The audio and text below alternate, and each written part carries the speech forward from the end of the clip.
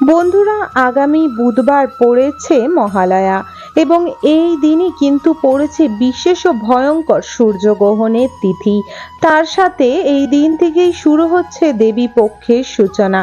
এই দিনটি অতি মঙ্গলময়, যেদিন মা দেবী দুর্গা এই মর্তলোকে অর্থাৎ পৃথিবী থেকে নানা রকম নেগেটিভ প্রভাবের বিনাশ করে পজিটিভ এনার্জি ও সুখ শান্তি সমৃদ্ধি বিরাজমান করার আশীর্বাদ প্রদান করেছিলেন।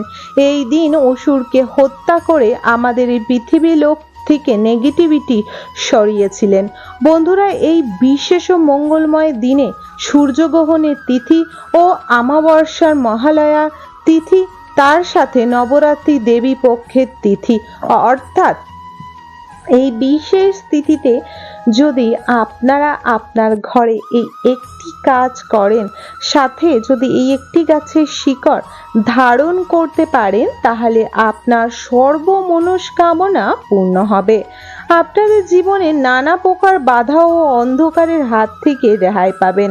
এই সূর্যগ্রহণের তিথির সাথে যে অমাবস্যা মিলিত হয়ে এক প্রকার সুন্দর এক সময় এসেছে। এই সময় তিথিতে যদি আপনারা এই কার্যটি করতে পারেন, এতে অনেক মঙ্গলময়। বন্ধুরা, আপনার জীবনে আধ্যাত্মিক উন্নতি ডেকে নিয়ে আসবে, জীবনে সুখ শান্তি সমৃদ্ধি বজায় রাখবে, জীবনে উন্নতির জোয়ার ঠেলে নিয়ে আসবে এবং আপনাকে এগিয়ে নিয়ে যাবে আপনার জীবনের লক্ষ্যে। সাথে অর্থ উন্নতি এবং নানা রকম কালসাপ দোষ, সাথে শনি গ্রহ দোষ, নানা রকমের দোষের হাত থেকেও রেহাই পাবেন। বন্ধুরা, নবরাত্রির অতি মঙ্গলময় এই প্রথম দিন থেকেই কিন্তু দেবী পক্ষের সূচনা। এই দিন মা দুর্গার নবরূপ অর্থাৎ যে দেবী দুর্গার পূজা আরাধনা করা শুরু হয়। নবরাত্রিতে বিশেষ করে মা দেবী দুর্গার পূজা আরাধনার সাথে সাথে নানা রকম উপায় ও উপাচার করা হয়ে থাকে। 9 দিন মা দুর্গার 9 রূপের অতি ভালোভাবে সেবা ও আরাধনা করা হয়ে থাকে, এবং যাতে মা নবদেবীর আশীর্বাদে আপনাদের ঘর থেকে বা আমাদের সকলের ঘর থেকে নেগেটিভিটি, দুঃখ, কষ্ট, জ্বালা যন্ত্রণা, দারিদ্রতা দূর হয়। বন্ধুরা, তার জন্য আপনাকে এই দিন বিশেষ পূজা আরাধনা করতে হবে। বন্ধুরা, চলুন জেনে নেব কি সেই শিকড় এবং কিভাবে ধারণ করতে হবে। আরেকটি কাজ কি যা এই দিন অবশ্যই করা উচিত। সর্বপ্রথম যারা স্টুডেন্ট আছেন, পড়াশোনায় মন বসে না, তারাও এই কার্যগুলি করতে পারবেন। বিশেষ করে নবরাত্রির প্রথম দিন অর্থাৎ মহালয়ার দিন সকাল সকাল ঘুম থেকে সকলেই উঠে পড়বেন। জানি সেই দিন একটি বিশেষ দিন, মহালয়া দেখার থ্রু সকলেই উঠে পড়েন। ওঠার পর ঘরের বাসি কাজকর্ম সেরে, স্নান আদি সেরে পরিষ্কার বস্ত্র ধারণ করুন এবং ভালোভাবে, আপনি যদি বিবাহিত হয়ে থাকেন অবশ্যই এই দিন সিঁদুর ও শৃঙ্গার অবশ্যই করবেন। তারপরে বস্ত্র ধারণ করে এই গাছটির কাছে চলে যাবেন। এই গাছটির শিকড় নিয়ে এসে যদি মাদুলে ধারণ করে আপনি আপনার গৃহে রাখতে পারেন বা আপনি নিজে ধারণ করতে পারেন, তাহলে আপনার ঘরকেও সুরক্ষা কবচ হিসেবে যেমন রক্ষা করবে, সাথে আপনাকেও রক্ষা করবে। এই একটি মাদুলি ধারণ করলে আপনার জীবনে মা দেবী দুর্গার আশীর্বাদে কোনো প্রকার অশুভ ছায়া আসতে পারবে না। এছাড়া যারা চাকরি চায়, জীবনে সাকসেস চায়, উন্নতি চায়, ব্যক্তি জীবনে সফলতা চায়, তারা কিন্তু নিজের বন্ধ ভাগ্যকে খুলে যেতে দেখবে। সাথে নজর দোষ লাগবে না। জীবনে থাকা নানা প্রকার বাধার হাত থেকে সেই ব্যক্তি রেহাই পাবে। বন্ধুরা, এটি কিন্তু বিশেষ এক দিনেই আপনাকে করলে অতি শুভ ফল পাওয়া যায়। যেই দিন তিথি ভালো থাকে সেই দিনেই কার্যগুলি করা যায়। তার মধ্যে সর্বপ্রথম আপনি পাচ্ছেন এই নবরাত্রি, মহালয়া ও সূর্যগ্রহণ অমাবস্যার এই বিশেষ যোগ তিথিতে। এই দিন আপনাকে দরকার হবে নীল অপরাজিতার শিকড়। হ্যাঁ বন্ধুরা, ভাবছেন নীল অপরাজিতার শিকড় কি এমন মূল্যবান যা আমাদের জীবনকে এত দিক থেকে প্রোটেক্ট করবে। সর্বপ্রথম যে কিছু শিকড় বা গাছগাছারা আছে যা থ্রু আপনি রাতারাতি বড়লোক থেকে ভিখারি এবং ভিখারি থেকে রাজার হালে জীবনযাপন করার ক্ষমতা রাখতে পারেন। সাথে নেগেটিভিটি, ভূত পেত, নানা রকমের জ্বালা যন্ত্রণা, ছোট বাচ্চাদের নানা রকমের নজর দোষ হাত থেকেও কিন্তু রেহাই পেতে পারেন। বন্ধুরা, এই নবরাত্রির তিথিতে এই শিকড়ে আলাদা এক শক্তি আসে। বলা হয় যে নীল অপরাজিতা যেমন পূজার ক্ষেত্রে তার ফুল প্রয়োজন হয়, তার শিকড় কিন্তু তন্ত্র সাধনা টোটকা উপাচারে ব্যবহার করা হয়। এই দিন আপনাকে ঘরের সদর দরজা থেকে সোজা বেরিয়ে যেতে হবে, স্নানাদি ও পরিষ্কার বস্ত্র ধারণ করে পিছন দিকে না ঘুরে তাকিয়ে সোজা আপনাকে সেই গাছের গোড়ায় যেতে হবে। নীল অপরাজিতা গাছের গোড়ায় গিয়ে আপনাকে এক নিঃশ্বাসে এই গাছের শিকড় টেনে তুলে নিতে হবে এবং তার মধ্যে থেকে আপনাকে শিকড়টি কেটে নিয়ে আসতে হবে। শিকড়টি তোলার আগে অবশ্যই আপনি প্রার্থনা করে নেবেন। শিকড়টি আনার পর আপনারা গঙ্গা জল দিয়ে ধুয়ে তাতে হলুদ ও সিঁদুর অবশ্যই লাগাবেন। তারপর একটি লাল কাপড়ের উপরে রেখে লাল কালারের ফুল, জবা হোক গোলাপ হোক, লাল কালারের ফুলের পর তার উপর একটি বেল্লপত্র রেখে এবং যদি নীল অপরাজিতা ফুল পান অতি ভালো, সেই ফুলটি সমেত আপনারা মা নবদেবী দুর্গা বা মা দুর্গা চরণে রাখবেন। যদি আপনার ঘরে মা নবদেবী দুর্গা বা মা দুর্গার ছবি বা মূর্তি বা আলেখ্য না থাকে, তাহলে আপনারা অবশ্যই মা কালীর চরণে এটি রাখতে পারবেন। তাও যদি না থাকে তাহলে আপনারা মা লক্ষ্মীর চরণের কাছে রাখতে পারবেন। মা দেবীর 9টা রূপের মধ্যে এনারা কিন্তু অবশ্যই বিরাজমান এবং এনাদের আশীর্বাদেই কিন্তু আপনার জীবনে অলৌকিক এক ঘটনা ঘটে যাবে। তারপর রাখার পর আপনাকে মায়ের চারিপাশে প্রদীপ প্রজ্বলিত করতে হবে। একদম গোলভাবে চারিপাশে প্রদীপ প্রজ্বলিত করার পর ধূপ ও ধুনো জ্বালাতে হবে।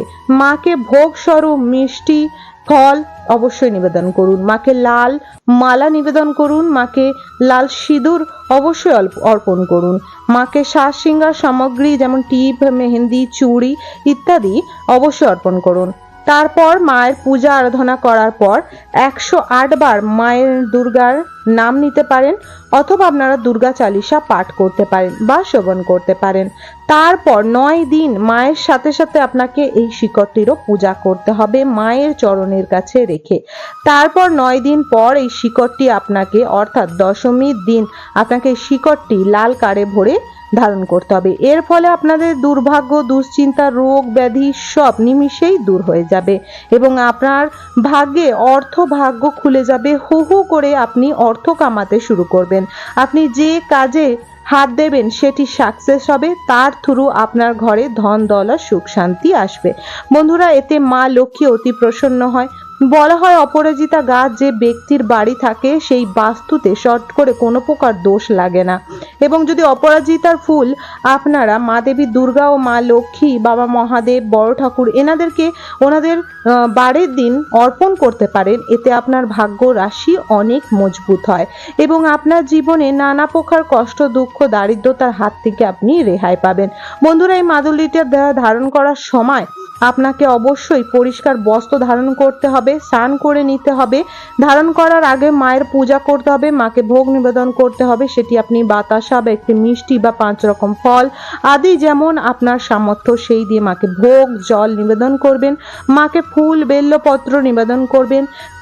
চেষ্টা করবেন মায়ের পূজাতে সর্বদাই লাল ফুল ব্যবহৃত করার। মা এতে অনেক প্রসন্ন হন। সাথে এই দিন মাকে অবশ্যই সিঁদুর পরাবেন এবং মাকে আলতা অর্পণ করতে পারেন। মাকে কর্পূর দিয়ে আরতি করবেন, ধূপ ধুনা জ্বালাবেন, শঙ্খ ধ্বনি ও ঘণ্টির ধ্বনি দেবেন। তারপর পূজা সম্পূর্ণ হলে আপনারা দশমীর দিন পূজার পর এই মাদুলিটা মায়ের চরণ থেকে তুলে মায়ের চরণে যদি থেকে আপনারা ঠেকিয়ে নিতে পারেন এবং মায়ের কাছ থেকে সিঁদুর সামান্য নিয়ে ওর উপরে লাগিয়ে এই শিকড়টি আপনারা তামার মাদুলির মধ্যে ভরে বা রূপোর মাদুলি বা 3 ধাতু মাদুলির মধ্যে ভরে লাল কার দিয়ে ধারণ করবেন। ছেলেরা হলে ডান হাতে, মেয়েরা হলে বাঁ হাতে, উভয় গলাতে আপনারা ধারণ করতে পারবেন। ছেলেরা কোমরেও ধারণ করতে পারবেন।